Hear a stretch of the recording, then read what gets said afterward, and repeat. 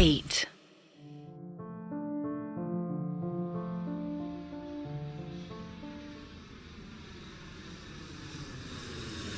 Flight Delhi से सीधा Tokyo land हुई। वेदा पहुंच गए टोक्यो उन दो जापानीज लोगों के साथ, जिनका पूरा नाम तो वेदा को नहीं पता था, पर प्रेसिडेंट ने बताया था कि एक का नाम आओतो जी है और दूसरे का हारुकी जी। जापान के ओसाका में इनकी एक हिडन लेबोरेटरी थी, जहां पर अक्सराज का दिल रखा हुआ था, और साथ ही साथ उसी लेबोरेटरी में वो वेदा की बॉडी पर कुछ रिसर्च करने वाले थे। वो सब प्लेन से उतरते हैं और सीधा जाते हैं ओसाका। यहाँ पर हारुकी जी और ओतो जी को हिंदी नहीं आती थी और वेदा को जापानीज नहीं आती थी।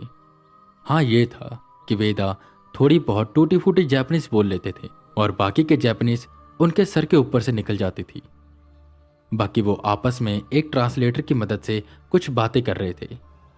ओसाका में उन्हें लेने के लिए एक गाड़ी आती है, जिसमें बैठकर वो एक दिशा की ओर जाने लगे, जहां बस खेत थे, पहाड़ थे और वो काफी गांव वाला इलाका था, जहां पर एक टनल थी और वो गाड़ी उस टनल के अंदर जाती है।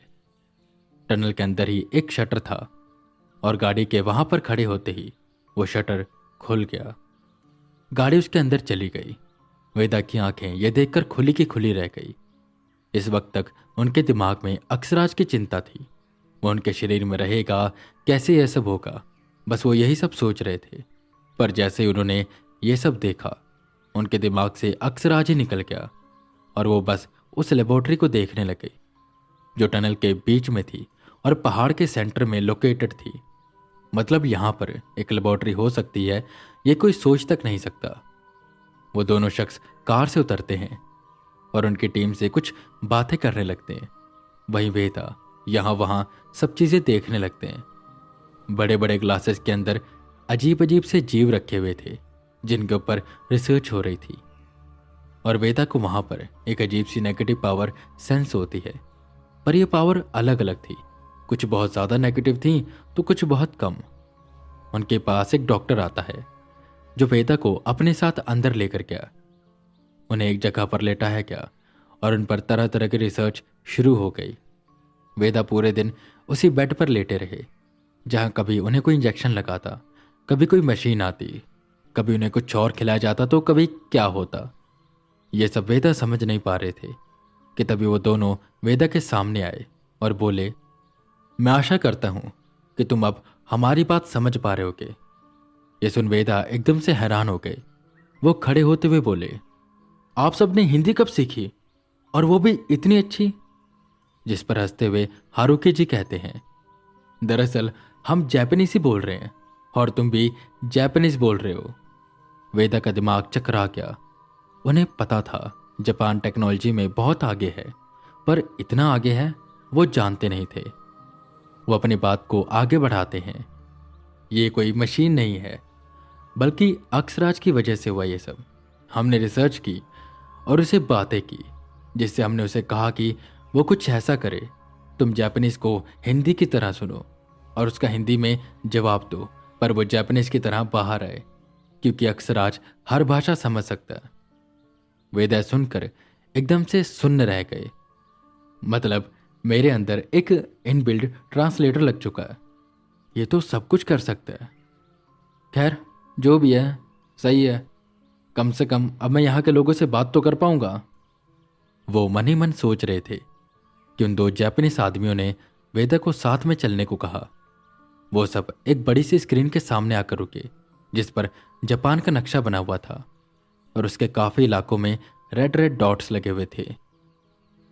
एजेंट वी, ये जो तुम रेड डॉट्स देख रहे हो, यहां पर हमें वो एशियंट क्रिएचर मिले हैं, और हैरानी की बात यह है, जहां पर ये क्रिएचर मिले हैं वहीं पर सबसे ज्यादा योकाई पाए जाते हैं, जो कि उनकी रखवाली करते हैं।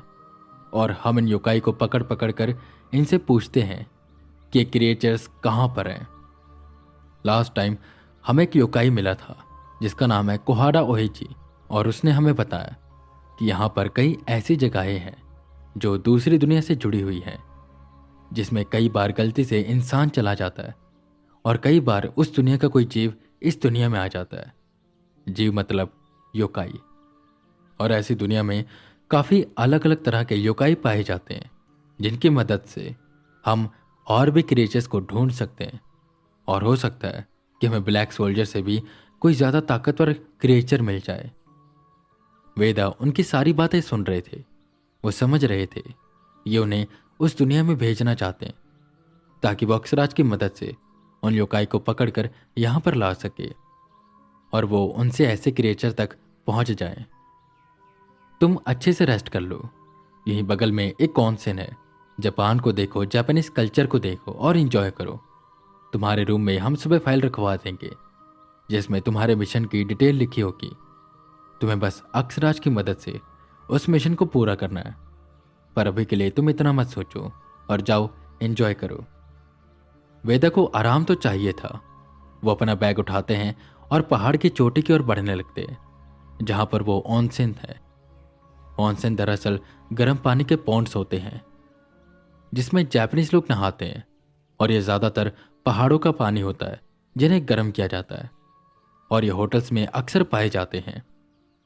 इसमें बस एक ही बात अजीब होती है कि इसमें सब मेल एक साथ नहाते हैं और दूसरी तरफ फीमेल एक साथ। इसके बारे में वेदा को इतना नहीं पता था, तो वह सीधा जब ऑनसेन में एंटर हुए, वो भी बिना कपड़ों के, तो वहां पर पहले से ही काफी जापानीज बैठे हुए थे जिन्होंने कपड़े नहीं पहने थे और वो ऑनसेन में नहा रहे थे। माफ करिएगा, मैं बाद में आता हूं, मुझे पता नहीं था कि आप सब नहा रहे हो। जिस पर हंसते हुए एक शख्स कहता है, अरे वाह, जापानीज तो ऐसे बोलते हो जैसे जन्म ही तुम्हारा जापान में हुआ है और तुम्हें यह नहीं पता कि ऑनसेन में सब साथ में नहाते हैं। देखने में तो ऐसा लग रहा है कि भारत के हो, वहां के लोग ही इतने स्मार्ट होते हैं। खैर, ये ऑनसेन है, यहाँ पर साथ में नहाया जाता है। तुम भी आ जाओ, शर्माओ मत। अगर तुम्हें शर्म आती है तो बगल में ही एक और ऑनसेन है जहां पर मेल और फीमेल साथ में नहाती हैं, पर शर्म की वजह से वहां पर ज्यादा कोई जाता नहीं है, तो तुम जाकर वहीं पर नहा लो। और अगर तुम्हारी किस्मत अच्छी हुई तो शायद वहां पर कोई जवान सुंदर लड़की आ जाए। और वह सब जापानीज हंसने लगे। वेदा, जो कि ब्रह्मचर्य को फॉलो करते हैं, वो कहते हैं, मैं आपकी भावनाओं की कदर करता हूं और शुक्रिया अदा करता हूं कि आपने मेरी मदद की, पर मैं एक ब्रह्मचारी हूं और इन मोह माया से काफी ऊपर उठ चुका हूं। मेरे जीवन का मकसद ये सब नहीं है। वेदा ये सब अपने बारे में बता ही रहे थे कि उन जापानियों ने वेदा को पकड़ा और पानी में खींचा जिससे वो पानी के अंदर घुसे। वो गर्म पानी था जिससे उनकी सारी थकावट एकदम से उतर गई और उन्हें बहुत रिलैक्स फील हुआ। वो वहीं पर आराम से नहाते हैं और फिर सोने की तैयारी करने लगते हैं। जापान में लोग ज्यादातर नीचे ही सोते हैं, तो वेदा का बिस्तर भी नीचे बिछा हुआ था जिस पर वो आराम से लेट गए और सोचने लगे कि ना जाने उन्हें कैसा मिशन दिया जाएगा।